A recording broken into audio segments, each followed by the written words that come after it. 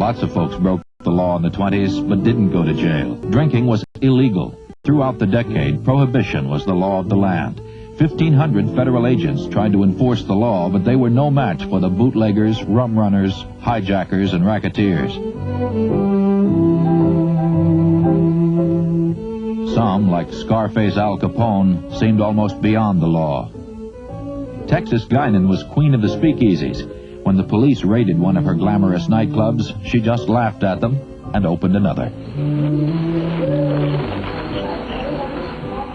Some Americans considered prohibition a noble experiment, but it didn't stop people from drinking. In fact, it resulted in widespread disrespect for the law. In time, the mounting public outcry against prohibition would lead to its repeal. There were other legal battles in the 20s. A Tennessee law prohibited teaching any theory other than the divine creation of man. John Scopes, a high school biology teacher, was brought to trial for teaching Darwin's theory of evolution. Millions listened at home by their radios to the arguments from the packed courtroom as Clarence Darrow defended Scopes and William Jennings Bryan stood for the prosecution. "I am more interested in the Rock of Ages than the Age of Rocks," Bryan said. He won the case on a technicality, but lost supporters who thought him foolish and old-fashioned.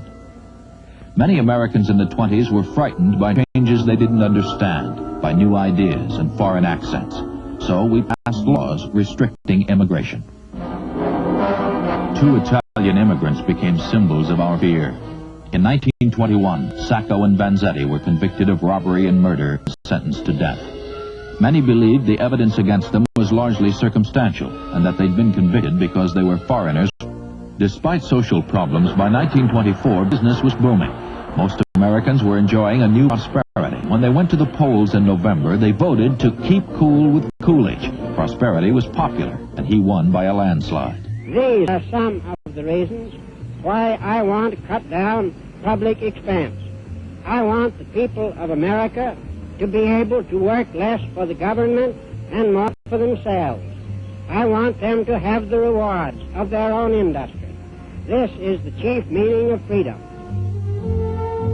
Under Coolidge, freedom from government interference meant greater profits for big business. Most Americans measured prosperity by what they were able to buy.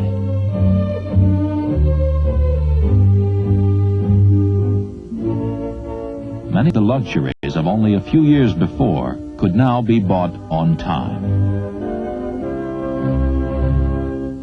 Herbert Hoover, a successful businessman and brilliant engineer, had served as Secretary of Commerce for most of the decade. In 1928, when Coolidge announced that he did not choose to run, the Republicans chose Hoover as their candidate. The Democrats picked Al Smith, the popular governor of New York, but the Catholic politician was no match for the great businessman. Endorsed by big business and supported by most Americans who were anxious to see prosperity continue, Hoover won the election by a wide margin. When Hoover took office in 1929, the mood of the country was optimistic. The years of prosperity had led to the feeling that everyone was meant to be rich. In 1929, many were buying stocks, making fortunes overnight. In little more than a year, steel had doubled, and radio jumped 5 times.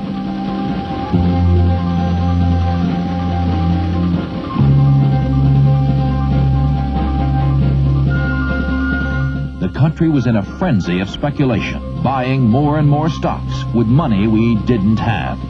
Then, in October, the stock market collapsed, and with it, the fortunes of millions. In the closing weeks of the decade, few could predict the terrible consequences of the economic collapse.